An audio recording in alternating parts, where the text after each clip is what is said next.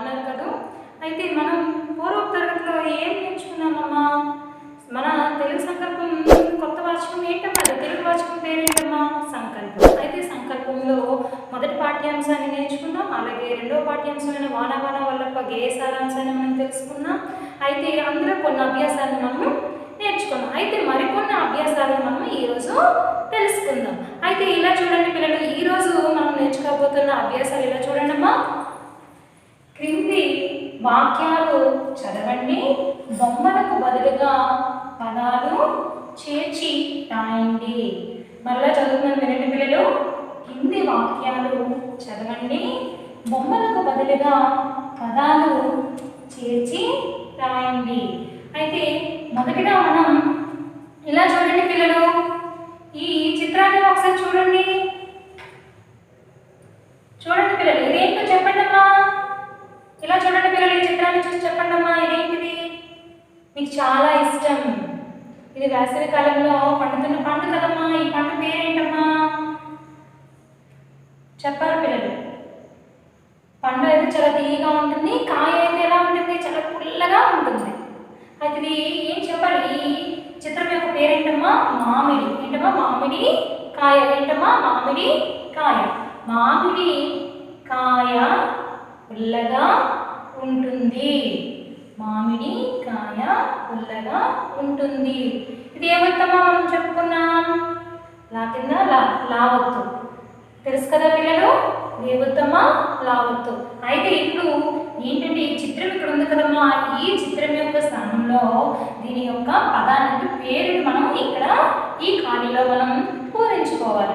అయితే ఇప్పుడు మొదటిగా మనం రాసుకోవాల్సింది ఏంటమ్మా? ఇది ఏంటమ్మా? ఇది చిత్రం పేరేంటమ్మా? మామిడి కాయ. అయితే మొదటిగా మనం రాయాల్సింది ఈ చిత్రం యొక్క స్థానంలో ఈ చిత్రం యొక్క పేరుని మనం ఇక్కడ రాసుకోవాలి.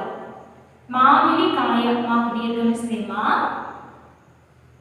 మాకు గుడిస్తే మీ, డావుడితే డి. ఏమైందమ్మా? మామిడి. ఏమైందమ్మా? మాకు దీర్ఘమిస్తే మామిడితే మీ, డావుడితే డి. ఏమైందమ్మా? మామిడి. ఇక్కడ ఏముందమ్మా? ముందుగా మనకి రాసి పెట్టుంది కదమ్మా, పాప దీర్ఘమిస్తే కా. మామిడి కాయ పుల్లగా. ఎలా ఉంటుందమ్మా మామిడికాయ తింటే? మీ అందరికీ తెలుసు కదా ఎలా ఉంటుంది? పుల్లగా ఉంటుంది.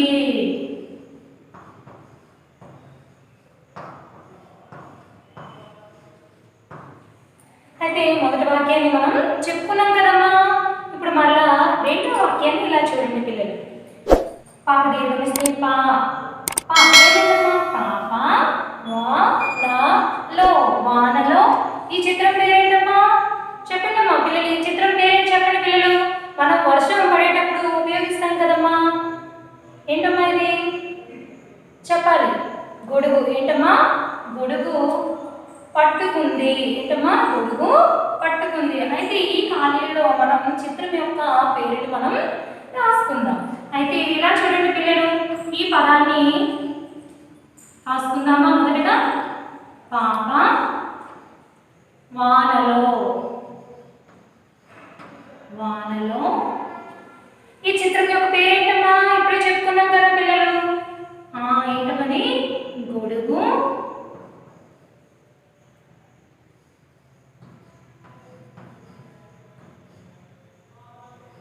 గొడుగు పట్టుకుంది.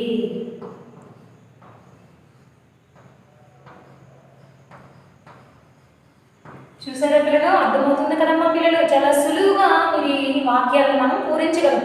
ఏంటమ్మా? చిత్రం ఎక్కడైతే ఉందో ఆ చిత్రం యొక్క పేరుని మాత్రమే ఆ ఖాళీలో పూరించాలి. మిగతాదంతా పైన ఏ విధంగా ఉందో ఆ ఖాళీలో అలానే పూరించేయాలన్నమాట. ఇక్కడ చూసారా ఏ విధంగా కూడాను ఈ వాక్యంలో ఎక్కడైతే చిత్రం ఉందో ఆ చిత్రం యొక్క స్థానంలో మాత్రమే మనము మార్పు చేసాం. గమనించారు పిల్లలు? మామిడి. ఇదేంటో ఈ చిత్రం ఉంది, ఈ చిత్రం స్థానంలో మామిడి అనే పదాన్ని మాత్రమే మనం రాసుకుని, అలాగే ఆ కాయ పుల్లగా ఉంటుంది మనం సరే అలా పైన ఏ విధంగా అయితే ఉందో ఈ ఖాళీలో కూడా ఆ విధంగానే పూరించాం. చూడండి అన్న మొదటి వాక్యం మామిడి కాయ పుల్లగా ఉంటుంది. రెండవ వాక్యం పాప వానలో గొడుగు పట్టుకుంది. ఇలా చూడండి పిల్లలు. మూడవ వాక్యం దీనిపైన మనం బలపంతో అక్షరాలను పదాలను మరియు మీకు ఇష్టమైన చిత్రాలను కూడా గీస్తూ ఉంటారు. ఏంటమ్మా అది? ఏంటమ్మా పలక. ఏంటమ్మా ఈ చిత్రం పేరు? పలక. పలక మీద రాశాడు. అయితే ఇప్పుడు మనం ముందుగా చెప్పుకునే విధంగానే బాబు అనే పదాన్ని మొదటిగా ఈ ఖాళీలో పూరించి తర్వాత ఈ చిత్రం స్థానంలో చిత్రం యొక్క పేరును మనం ఇక్కడ రాసుకోవాలన్నమాట. ఏంటమ్మా చిత్రం పేరేంటి? పలక. ఏమైందమ్మా? పలక. ఇదేంటమ్మా? ఇదేంటమ్మా? గుడి దీర్ఘం. గుడింతపు గుర్తులో చూస్తున్నారా పిల్లలు? మర్చిపోయారా? చూడండి పిల్లలు, ఇదేంటమ్మా? గుడి దీర్ఘం మీద రాశాడు. దీర్ఘం ఇస్తే రా, సార్ దీర్ఘం ఇస్తే సా, డాకం ఇస్తే డు. ఇదేంటమిది? కొమ్ము. ఏంటమిది? కొమ్ము. రంగు దీర్ఘం ఇస్తే దీర్ఘం.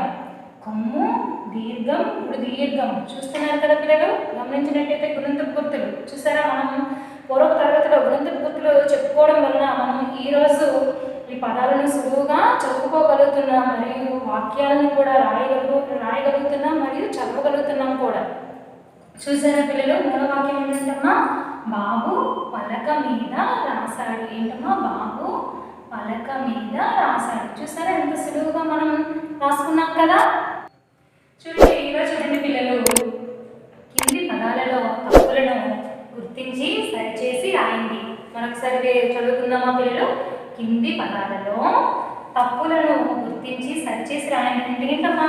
ఈ పదాలలో మనకి తెలియకుండానే కొన్ని తప్పులు అనేవి ఉన్నాయి. వాటిని మనం గుర్తించి సరిచేసి మనం సరైన పదాన్ని మనం రాసుకోవాలన్నమాట.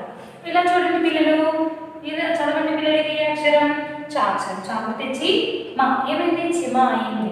దీనికి మనము ఒక గుణింత గుర్తుని చేర్చినట్టయితే సరైన పదాన్ని మనం రాసుకోగలం, పొందగలం. అయితే ఇక్కడ ఏ గుణింత గుర్తు రావాలమ్మా? గుడి దీర్ఘం. ఏ గుర్తు రావాలమ్మా? గుడి దీర్ఘం.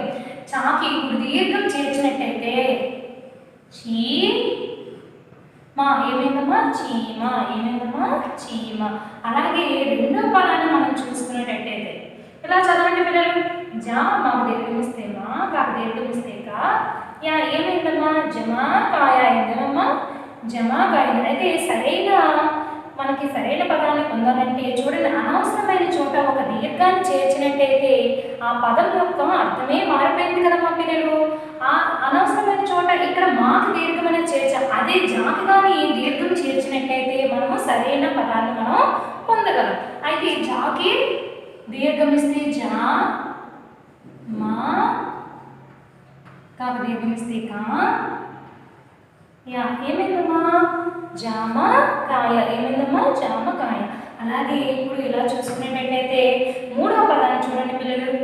గకోత్తమిస్తే గో. ఏమైందమ్మా? గకోత్తమిస్తే గో, డాకమిస్తే డు, గాకమిస్తే డు. గాకమిస్తే గు. ఏమైందమ్మా? గోడుగు అయింది. అయితే మనకి సరైన పదం ఏంటమ్మా? ఇక్కడ అనవసరమైన చోట గుడి దీర్ఘాన్ని చేర్చారు. అది ఏంటమ్మా? ఎక్కడ చేర్చారమ్మా? గాకి గుడి దీర్ఘం చేర్చడం వల్ల గాకి ఓత్వమిస్తే గో, డాకమిస్తే డు, గాకమిస్తే గు. ఏమైందమ్మా? గోడుగు అయింది. అయితే గాకు ఓత్వం ఏమిచ్చిందమ్మా? గాకు ఓత్వం ఇచ్చింది. అదే ఓత్వం కానీ చేర్చినట్టయితే సరైన పదాన్ని మనము పొందగలం. అయితే ఇలా చూడండి పిల్లలు, గాకు ఓత్వం ఇస్తే గో, డాకమిస్తే డు, గాకమిస్తే గు. ఏమైందమ్మా? గొడుగు. ఏమైందమ్మా? గొడుగు. ఇలా చూసుకునేటట్టయితే పిల్లలు నాలుగో పదాన్ని చూసుకునేటట్టయితే వా, కాకు దీర్ఘం ఇస్తే కా, యా ఏమైంది? ఒకాయ అయింది. అయితే ఇలా చూడండి పిల్లలు, ఇక్కడ మనం ఒక్క సున్నాన్ని మాత్రం చేర్చినట్టయితే మనం సరైన పదాన్ని పొందగలం. ఆ సున్నాన్ని ఎక్కడ సరైన చోట మనం చేర్చాలి. వాకు సున్నా పడితే వం, కాకు దీర్ఘం ఇస్తే కా, యా ఏమైందమ్మా? వంకాయ. మీ అందరికీ తెలుసు కదమ్మా? మీ అందరికీ తెలుసు కూరగాయ పేరు కదమ్మా. అయితే ఇలా చూడండి పిల్లలు, ఈ పదాన్ని చూసుకున్నట్టయితే మామిడితే మీరప అయింది. అయితే ఇప్పుడు మనకి సరైన సమాధానం మీకు తెలుసు కదమ్మా? ఏంటమ్మది? మిరప. మనకి ఇప్పుడు కావలసిన పదం ఏంటమ్మా? మిరప. మాకి గుడి దీర్ఘం ఉంది కదా, మనము ఒక్క గుడిని మాత్రమే చేర్చినట్టయితే సరైన పదాన్ని మనం పొందగలం. మామిడితే మీ రా ప. ఏమైందమ్మా? మిరప. ఏమైందమ్మా? మిరప. ఇలా ఆరో పదాన్ని మనం చూసుకున్నట్టయితే ఇలా చూడండి పిల్లలు, తాకేతమిస్తే లాగు తెలుగు అయింది. ఏంటమ్మా తెలుగు. ఒక్క అక్షరానికి మాత్రం మనము చిన్న మార్పు చేసినట్లయితే దాన్ని ఆ పదం మనము సరైన పదాన్ని మనం పొందగలం. అయితే ఎక్కడ మార్పు చేయాలనేది పిల్లలు మీరు గమనించండి. పిల్లలు గమనించారా? ఒకసారి గమనించి నాకు మీరు చెప్పండి. తాకేతమిస్తే తే ఎక్కడ మనం మార్పు చేయాలి పిల్లలు?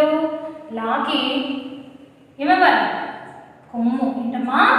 లాకి కొమ్మిస్తే తాకేతమిస్తే తే, లాగుమిస్తే లు, గాగుమిస్తే గు. ఏమైందమ్మా? తెలుగు. ఏమైందమ్మా? తెలుగు. చూసారా పిల్లలు? మొదటి పదం చీమ అనడానికి చీమ. రెండవది ఏంటమ్మా? జమాకాయ అనడానికి జామకాయ. మూడవ పదం ఏంటమ్మా? గోడుగు అనడానికి గొడుగు. నాలుగవ పదం ఏంటమ్మా? వకాయ అనడానికి సున్నా చేర్చితే ఏమొచ్చిందమ్మా? వంకాయ. అలాగే ఇప్పుడు దీర్ఘం ఇచ్చాము మీకి. అయితే మాపిస్తే మీ గుడి అనేది ఇచ్చినట్టయితే ఏమైందమ్మా? మీరప అయింది దగ్గర మిరప. అలాగే ఆరవ పదాన్ని మనం చూసుకునేటట్టయితే తెలుగు అయింది. ఒక్క కొమ్మును కానీ మనం లాగా చేర్చినట్టయితే ఏ పదం ఏర్పడిందమ్మా? తెలుగు. చూసారా? ఒక అర్థం ఒక్క కొమ్మును మనం చేర్చినట్టయితే తెలుగు అని సరైన ఒక అర్థవంతమైన ఒక పదాన్ని మనం పొందగలిగాం. చూసారా పిల్లలు? చీమ, జామకాయ, గొడుగు, వంకాయ, మిరప, తెలుగు. అయితే పిల్లలు ఈరోజు మనం వాన వల్లప్ప గేమ్లోని అభ్యాసాలను నేర్చుకున్నాం కదా పిల్లలు. అయితే మీరు ఈ అభ్యాసాలను ఇంటి వద్ద సాధన చేయండి. ధన్యవాదాలు.